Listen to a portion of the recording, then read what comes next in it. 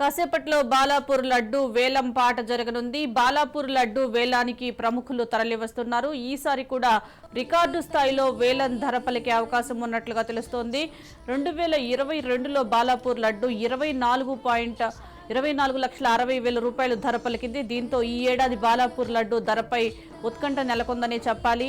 అంతకన్నా ఎక్కువ ధర పలికే అవకాశాలు ఉన్నట్లుగా తెలుస్తోంది. ఇప్పటికే బాలాపూర్ లడ్డు వేలానికి ఎంతో మంది స్థానికులు గాని స్థానికేతరులు గాని పోటీ పడుతున్నట్లే చెప్పాలి. అన్ని ఏర్పాట్లు పూర్తిగా జరిగిపోయినట్టేనా? చాలా బాగా జరిగాయి. ఇవన్నీ ఏర్పాట్లు ఇంత వైభవంగా జరగడానికి మా గౌరవ ముఖ్యమంత్రి కేసీఆర్ గారికి దక్కుతుంది. పోలీస్ సిబ్బంది, R&B, GHMC వివిధ డిపార్ట్మెంట్ల యొక్క కోఆర్డినేషన్తో ఈ శోభాయాత్ర ఇంత వైభవంగా జరుగుతూ ఉంది.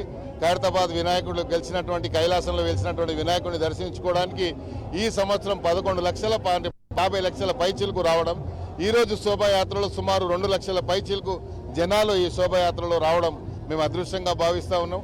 ఆ విఘ్నేశ్వర స్వామి ఇక్కడ వచ్చినటువంటి అన్ని భక్తులు అందరికీ ఆయురారోగ్యాలు ఇవ్వాలని, ప్రధానంగా మీ టీవీ ఛానల్స్ అందరికీ కూడా మరి మీరు ఈ యొక్క ప్రత్యేకతని ఖైరతాబాద్లో వెలిసినటువంటి వినాయకుడికి ఇంత ప్రచారం జరగడానికి, ప్రపంచవ్యాప్తంగా ఈ కీర్తి తేవడానికి ఈ క్రెడిట్ మీ టీవీ వాళ్ళకే, ఎలక్ట్రానిక్ ప్రింట్ మీడియాకే పోతుంది. అనుకున్న టైంకి జరిగిపోతుంది అంటారా? అనుకున్న టైంకి 12:30 లోపల, ఇది 11:30 నుంచి 12:30 అనుకున్నాం శోభాయాత్ర కంప్లీట్ కావాలని. ఆ సమయానికి ఆటపాట తగ్గిందంటారు?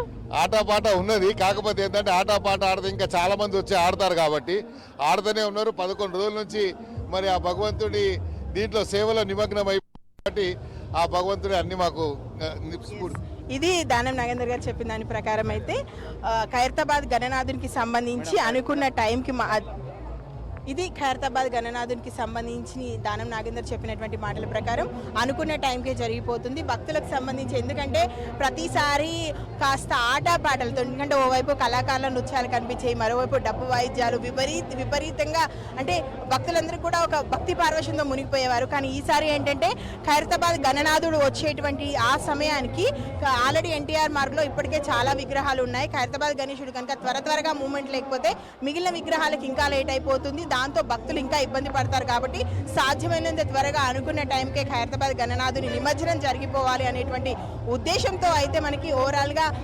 ముందుకు స్పీడ్గా జరుగుతుంది.